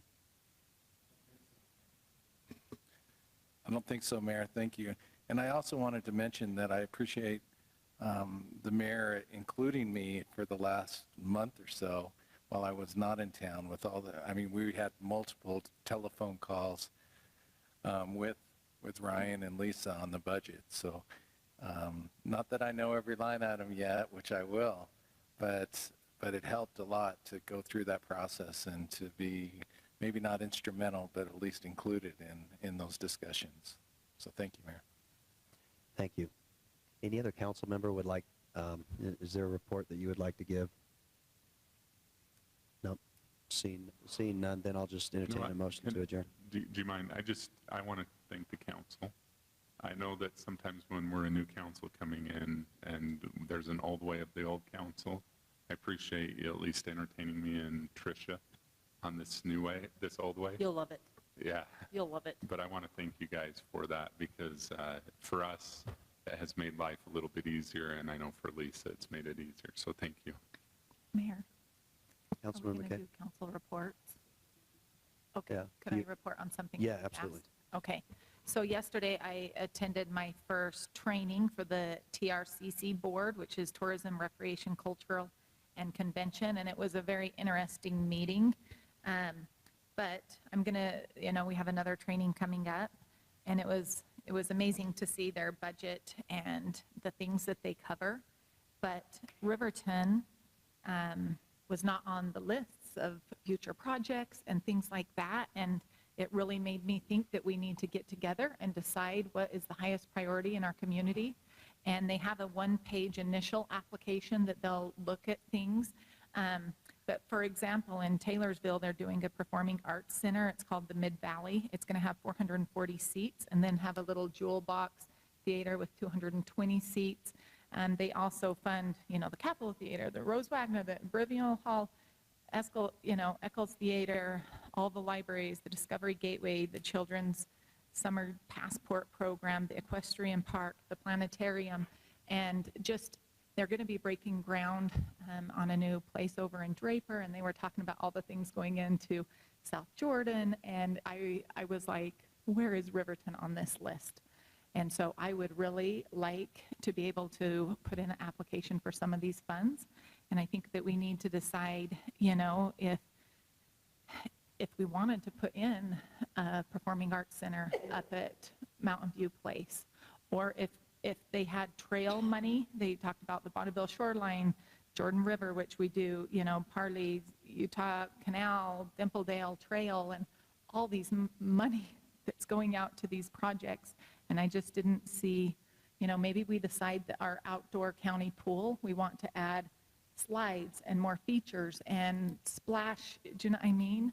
Or something like a Wheeler farm area, or if our highest priority is the rec center, and kind of start getting some of these lined up, because there's a lot of money that is being distributed through the city. And I don't know, when was the last time that we applied for some of these TRCC funds? I'm not sure that we ever have, because we have our recreation master plan complete. However, the mayor and I spoke about that briefly via email this past week. We need to get our master trails plan completed. Yeah. And we need to get some actual projects in mind and designed. Then we're eligible for those funds, because rarely do they pay for studies or for design. They like to pay for bricks and mortar. Yeah.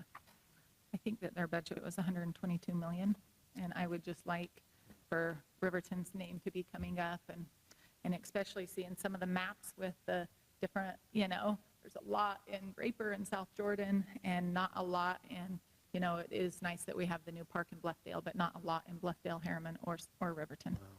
Tani, could I just ask a question on that? Most of those facilities that you just mentioned are county-owned and operated.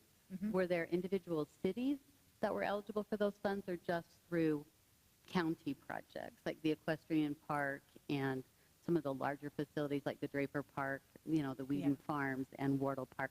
Those are all county-owned and operated? Yeah. This TRCC, it is the county funds.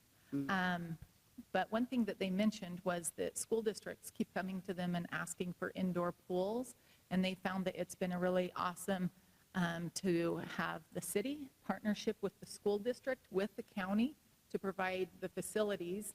And I was thinking, we have 2 new high schools in this area, and I would like to contact Jordan School District and see if they would, like to be able to partner to bring in a new pool for the high school, for their swim team and water polo and things like that. And so, yeah, so it is county funds, but I think cities and different organizations make the request. So when do those requests have to be made for this year? I would assume we're probably past it. Yeah, in my binder, I haven't had much time to look through it, but there are sample applications for other things that have been done. But I think that we need to decide, what we want to do and what direction to move in. So it was a really interesting meeting, and I'm excited to learn more. And yeah, I'm the only person south of Taylorsville on the board, and it's mostly made up of other mayors, and the Salt Lake County mayor was ready to, do some projects and stuff. And so I just think that, yeah, we need to definitely explore this more. We're glad for your representation and that county council had appointed you to that. That's fantastic. I didn't even know what TRCC was before. It's that special transit or, recreational tax that's assessed on hotels. Is that how they get their $120 million? There's I know a that the ZAP car. tax, and yeah, Yeah. I know it talked about where they got the funds, but yeah. So it's good to have a voice at the table at least, Yes. and an opportunity with the Mountain View Village, or the master development area with SLR. We've indicated there that there was a 3-acre piece that the developer was to dedicate that could be used in conjunction with the county as a performing arts or community center. Now, in that master development agreement, I met with SLR a few weeks ago, it states clearly that any of the parks, the 30 acres in parks and trails, and this 3-acre piece have to be mutually agreed upon. And so what I think part of that Parks Committee, part of their responsibility would to help us take a look at it and maybe make some recommendations to the council on whether or not, like where within that 543 acres should parks be located? Should it be one big park, all 30 acres in, just in one shot, or do you want to split that up? Those are some of the recommendations that I see maybe this Parks Committee being able to make on to the city council, and maybe working with issues like this and helping identify these grants and what to apply for. Any other council member that would like, Councilmember McKay, are you finished? Okay. Anyone else have any report, any item of business they'd like to bring before the council? If not, we'll entertain a motion to adjourn. So moved. I second that. Motion is second. All in favor? Aye. Any opposed? Okay. Well, I know we need a little bit of time to change.